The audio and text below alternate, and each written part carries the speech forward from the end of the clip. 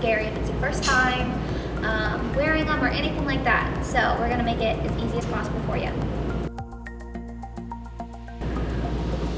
Alrighty, so the number one thing to remember when you're walking in heels, whether it's your first time, your 10,000th time, it doesn't matter, is that your posture is the most important thing in the entire world with walking in heels. You can be wearing a kitten heel that's like half an inch tall, you can wear a 6-inch pair of stilettos.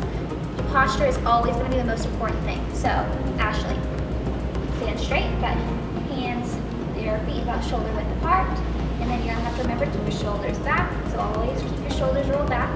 Your pelvis, you want to have it tip forward a little bit, but don't worry about your waist or anything like that. You just want to make sure you have a good, strong, stable posture. That's the most important thing, okay? So, as you walk with like normal shoes on, you always walk heel toe, right? So you always lead with your heel and drop your foot. If you do that in a pair of heels, it's not going to hurt you, but you're probably at some point in your life going to break a pair of heels. Not the worst thing in the world. Obviously, it's a broken pair of shoes, but it'll teach you not to put that much pressure on your heels. So you always want to remember that to not put too much pressure, but to still keep your natural rhythm of walking, because the rhythm and how you walk is always going to be really important as well, because you change how you walk in a pair of heels, you're always automatically going to feel very uncomfortable, and it's not going to help anything.